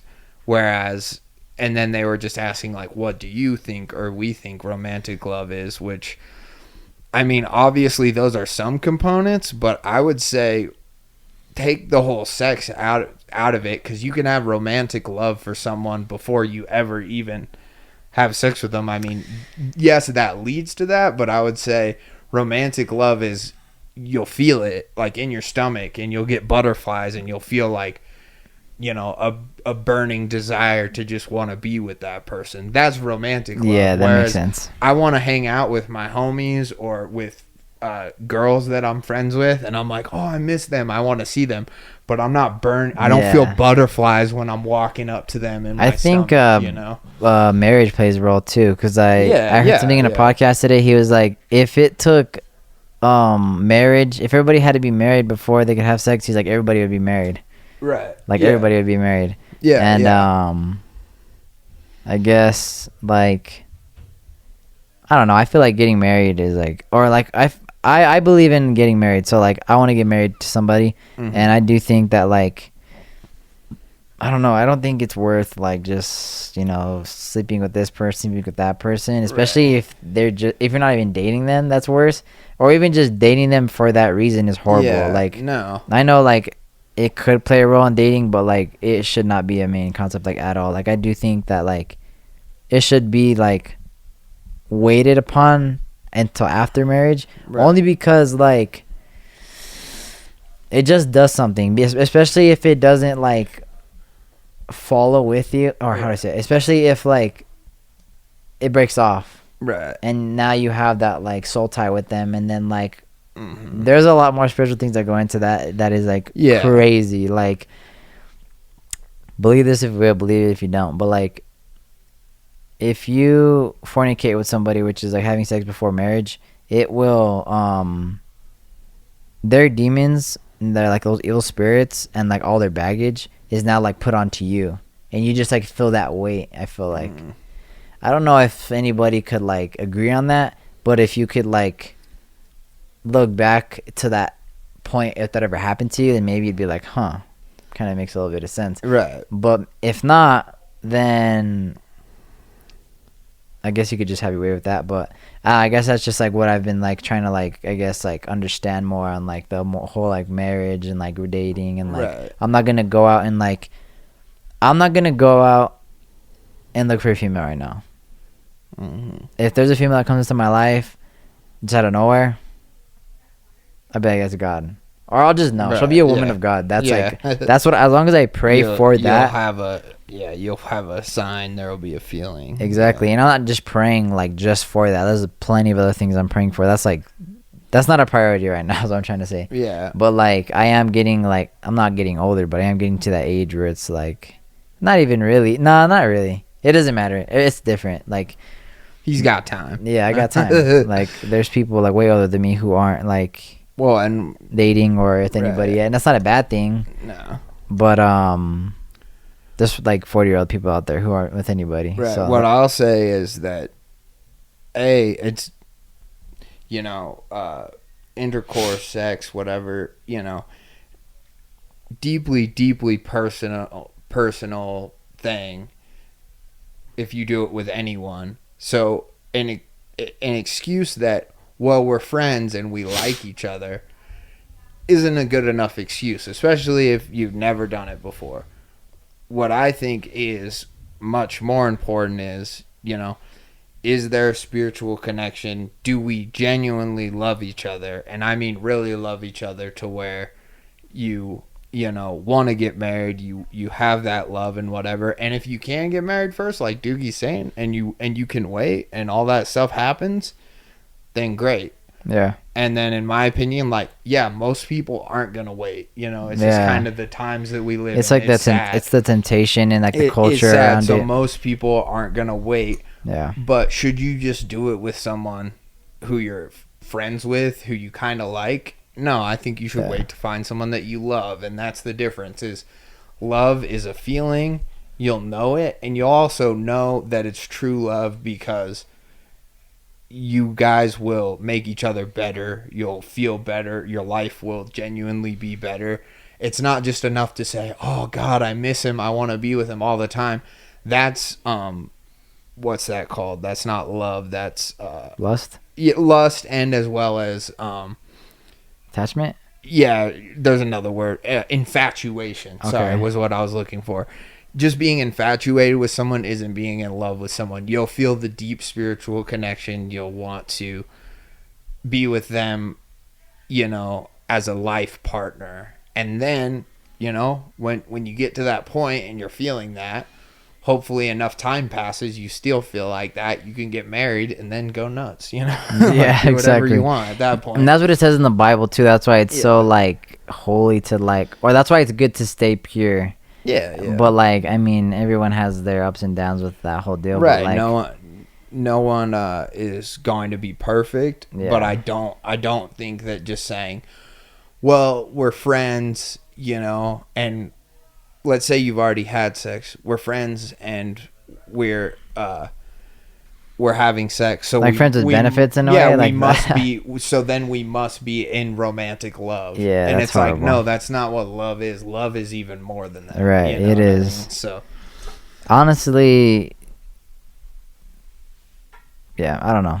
Just weird question, not in a bad way. I'm just saying, like, you're putting a lot on us to answer, and it's like we don't speak for everyone either. Yeah, right. So it's kind of hard to be like, this is what love is. Yeah, do it. Right. I'm kind of like that a little bit. Yeah, I like being. You want to tell? I like being hard on my viewers because, That's like, why they wanna if they know, mess with me, yeah. then it's like cool. Yeah. They're like, maybe I should take in consideration, you know? Right. Because if you just like kind of say it generally, then it's like okay. But then if I'm like, do it, then they're like, oh, okay, maybe I will. Yeah. But if that's not, then cool. it's fine. But like, So go nuts. You can cut all my parts out then. Of this. No, I'm kidding. oh no, I'm it's like, fine. So they just listen to you. Oh no, you're good. I'll keep it. I'll keep everything in. And then other than that, I got one more. It says, "When you gonna throw me on the podcast?" I mean, how hard do you want me to throw you? Nah, just kidding. Nah, I don't know. We'll see. I have a hard time, I guess, like setting it up. Not really setting it up, but like, how do I explain it? Like getting not inspiration. Yeah, I guess in a way, cause like job and getting like. But I was like really excited to do this. That's why I'm like I was so open to it. For sure. But like, there's got to be like purpose behind it. Yeah. Or, like, there's got to be like if I'm gonna talk to like that guy Adam the Shinobi I did music with, I would have so much to ask him, so much to talk to him with. Right. If I do a podcast with like, you know what I mean? I don't know, but like there has to be like a general like, just something has to be there before we even start speaking. For sure. Like what is it like There has to be similarity? Yeah, there has to be a similarity. Like a pretense helps. Yeah. Why don't next time you reach out to him to do a podcast, say what you would want to do a podcast about. Right. I think that will help immensely. And I If think you're he just did, but hitting it up- was more like right. I didn't really want to talk about Yeah, it. It no, was you're like good, more you're like good. masculinity type stuff. Right, And I'm yeah, like, yeah. I don't want to be Dude, anti-Tate there's right a now. lot of people online who will teach you about that stuff. I genuinely don't think there needs to be another podcast that teaches you about masculinity. That's Yeah, just my there's- point of view, but I was actually like getting pulled into that, and then I'm glad I didn't. Yeah, Not in a it's- bad way. I would look more like on the good side of it, not like Right. not like the toxic side that everyone like Right, looks right, up to. right, But no, I Yeah. There's a lot of weird subcultures on the internet that you can get pulled into, and I think that if you just take a step back and go out and talk with people, I think that's a much more grounded way to learn about, say, masculinity or femininity or religion or spirituality. Like, just talk to people about it in the real world. Don't go watch one dude's YouTube channel that's all about how men aren't masculine enough in this day and age. Yeah, because that's, yeah. I feel like guys don't know what girls want. That's why. Yeah. They're like, oh, I'm going to do this, I'm going to do that. But it's like, well, what do they want? Right. Like, It's some guy telling you, well, I'll tell you what women want. Yeah. And it's like, odds are that guy, yeah, he might have some idea, but he also might attract 5% of women with what he does and turn off 95% of women. Yeah. So you might just be better off going to multiple sources and talking with real world people, rather than just watching one dude's YouTube channel about it. I was listening to a podcast today. It's this guy named George Janko. He used to be on Logan Paul's podcast, and he had these two girls on. Him. Yeah, he's pretty cool.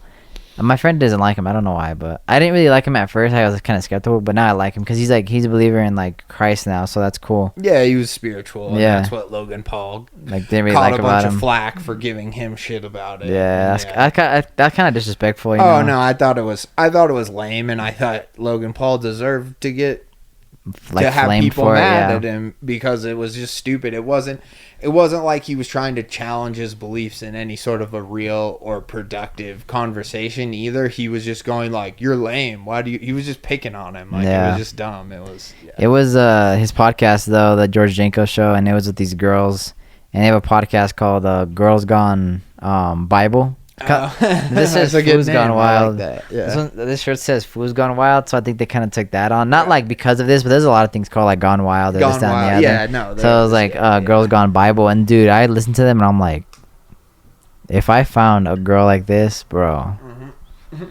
dude, bro, she's it perfect. was not even like she's a really pretty girl, right? Right, But like just her character and like just like her like. No, yeah. Just like everything, I don't know. It was like, I was like, wow. When people, especially at a young age, are firm about their beliefs and like, in who they are, and they're confident, and that self-confidence is very attractive, and is very like, especially if it vibes with what you believe, then you're like, that's perfect. So, and I think if I know what you mean, I think if I listen to them, like just their podcast alone, like besides them being a guest, like just them, I'll be able to listen to them and how they think as a female, and also being as like through or like living life through Christ. Like I'll be able to like let's say I meet a female, I'm like, you remind me of somebody, I don't know how, and then I'll be, or I don't know who, and then all of a sudden I'll be like, wait, oh yeah, it reminds me of her, and then I'll probably remind me of them like on the show, and I'll probably know right away before I even think about them, like, she kind of like resembles kind of like the kind of girl I want to be with, but well, and you'll relate, because you've heard these women speak and talk about, you'll relate to this person better, and they're like about your age too. They're like 29, almost 30 years old. So see, and that's like, they've lived some life. They know what they don't want. They know what they do want, and so it's very easy to be like, oh wow, that's awesome. And they don't have no husbands and no kids, so like they know like the whole dating thing, the whole like lust thing, they've dated, everything like that. Yeah, for sure. But I don't know. All right, is that it? I'm pretty sure that's it. Yeah. Okay, hell yeah. Well, yeah, I don't know.